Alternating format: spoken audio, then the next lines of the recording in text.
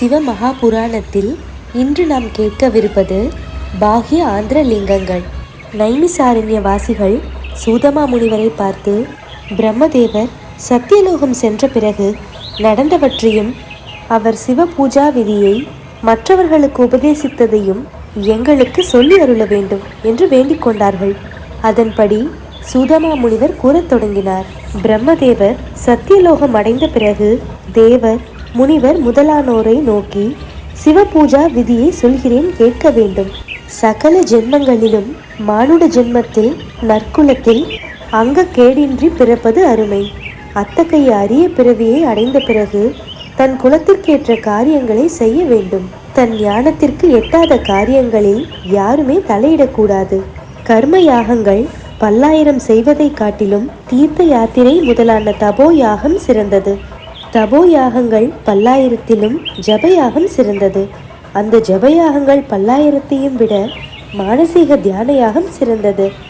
தியான யாகத்திலும் சிறந்தது பிரிதொன்றுமில்லை. அதுவே ஞான மார்க்கத்திற்கு காரணம். தியான யாகத்தில் இருப்பவனுக்கு பரமசிவன் எப்பொழுதுமே அருகிலேயே இருப்பார்.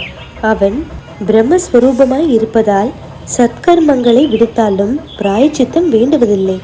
சுகம், துக்கம், அதர்மம், ஜபம், தியானம், யோகம் முதலியவெல்லாம் அவனுக்கு அவசியமில்லை. தியான யாகத்தில் அவன் சிவலிங்கத்தை தன் இதயத்தில் இருப்பதாக எண்ணுகிறான். இந்த லிங்கம் பாஹ்யலிங்கம், ஆந்திரலிங்கம் என இரு வகைப்படும். பாஹ்யம் என்பது கண்ணுக்கு புலப்படுவது, ஆந்திரம் என்பது இருதயத்தில் நுட்பமாக உள்ளது. கர்மயாகத்தில் இருக்கும் ஞானிகளுக்கு பக்தி உண்டாவதற்காக பாஹ்ய லிங்கார்ச்சனை செய்ய வேண்டும். அந்த ஞானிகள் மண், மரம் இவற்றால் செய்யப்பட்ட லிங்கங்களை பூஜிக்க வேண்டும். தத்துவார்த்தங்களை உணர்ந்தவர்கள் புற்று மண் லிங்கம் முதலியவற்றால் பயமின்றி சகலமும் சிவமயம் என்று பாவித்து அகண்ட பரிபூரணமாக விளங்குகிறவன் சிவபெருமான் என்று தெரிந்திருப்பார்கள். ஞானிக்கு உருவ வழிபாடு வேண்டியதில்லை. பூஜை செய்கிறேன் என்பதே இல்லாமல் பக்தி பரவசமாகி அவனுக்கு ஞானோதயம் உண்டாகும் வரை பூஜிக்க வேண்டும். ஞானமில்லாமல் செய்யும் பூஜையால் பூஜை செய்யும் சந்தனம், புஷ்பம், தீர்த்தம், நிவேதனம் ஆகிய அனைத்தும் பயனற்றதாகும். ஸ்ரத்தை ஏதுமில்லாமல் செய்கிறவனின் பூஜை வீணாகவே போகும். உங்களுக்கு மேலும் பாஹ்யலிங்க பூஜையை சொல்கிறேன் என்று பிரம்மதேவர் சொல்லலானார். தேவர்களே, எந்தெந்த விக்கிரகத்தில் தனக்கு பக்தி உண்டாகுமோ அந்தந்த பிரதிமையை பூஜை செய்ய வேண்டும். பூஜை, தானம் முதலான நற்கர்மங்கள் செய்யாவிட்டால் பாதகம் ஒழியாது. பாதகம் ஒழியாவிட்டால் சித்தி உண்டாகாது.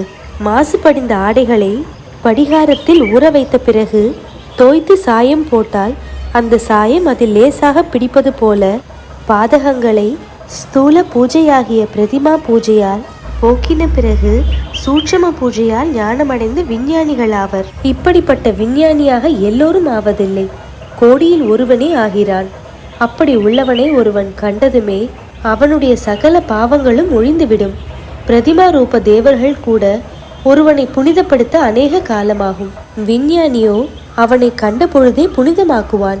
இல்லற வாழ்க்கையில் இருக்கும் வரையில் பிரதிமா பூஜை செய்ய வேண்டும். சிவ ரூபமாவது, தேவி ரூபமாவது, விஷ்ணு ரூபமாவது, சூரிய ரூபமாவது, கணபதி ரூபமாவது அல்லது இந்த 5 ரூபத்தையாவது சகலத்திற்கும் காரணமான சிவலிங்க பெருமானையாவது பூஜிக்க வேண்டும். மரத்தின் வேரில்தான் நீர் பாய்ச்ச வேண்டும். அப்பொழுதுதான் அது கிளைகளுக்கும் இலைகளுக்கும் பாயும். அதற்கு மாறாக கிளையின் மேல் நீர் வார்த்தால் அது மரத்திற்கு பயனளிக்காது. அதுபோலவே மரத்தின் வேர் போல மூல காரணனான சிவபெருமானை பூஜித்தால் அது சகல தேவர்களையும் சார்ந்து திருப்தியை தரும். சிவபூஜை செய்யாமல் மற்ற தேவர்களை பூஜிப்பது மரக்கிளையின் மேல் ஊற்றப்படும் நீருக்கு ஒப்பாகும். சிவபெருமானை பூஜித்தால் கோரிக்கைகள் அனைத்தும் சித்தியாகும் என்று பிரம்மதேவர் கூறினார். சிவபெருமானின் பெருமைகள் என்றென்றும் தொடரும். ஓம் நம சிவாய.